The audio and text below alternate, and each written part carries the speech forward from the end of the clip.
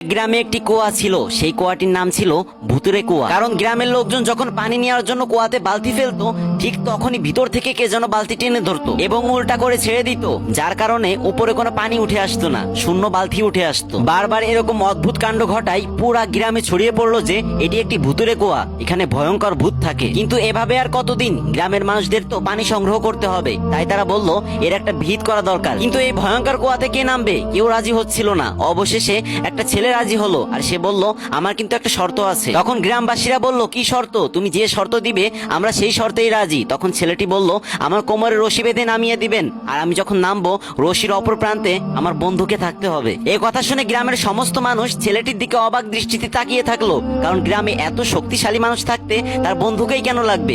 প্রথম তারা ছেলেটিকে বিষয়টা বোঝানোর চেষ্টা করলো, কিন্তু ছেলের এক কথা, সবার সাথে তার বন্ধুকে থাকতেই হবে। তারপর তার বন্ধুকে খুঁজে আনা হলো এবং ছেলেটির কোমরে রশি বেঁধে তাকে কুয়ার ভিতর নামিয়ে দেওয়া হলো। এবং কুয়ার ভিতর সে গিয়ে দেখলো একটা বানর বসে আছে। এই বানরটি এতদিন বালতি উল্টিয়ে দিত। ছেলেটি বানরটিকে কাঁধে বসিয়ে সবাইকে উপর থেকে রশি টানার নির্দেশ দিল। বানরটি তো যুবকের কাঁধে ছিল, এজন্য স্বাভাবিকভাবে প্রথম দৃষ্টিগোচর হলো বানরের ভয়ঙ্কর চেহারা। হঠাৎ করে এরকম কালো কুচকুচে চেহারা দেখে সবাই ভাবলো ভূতটা মনে হয় উঠে আসতেছে। অমনি সবাই রশি ছেড়ে দিয়ে যে যার মতো দৌড়াতে লাগলো, কিন্তু একটা মানুষ রশি ছাড়লো না। সে হলো ওই ছেলেটির বন্ধু। বহু কষ্টে সে তার বন্ধুকে টেনে উপরে তুললো, ফলে তার বন্ধু নিশ্চিত মৃত্যুর হাত থেকে বেঁচে গেল। তখন সবাই বুঝতে পারলো যে ছেলেটি কেন তার বন্ধুকে রশি ধরার কথা বলেছিল। কারণ এই পুরা পৃথিবীতে বাবা মার পরে কেউ যদি কাউকে জীবন দিয়ে ভালোবাসতে পারে, সেটা হচ্ছে ওই হারামি বন্ধু।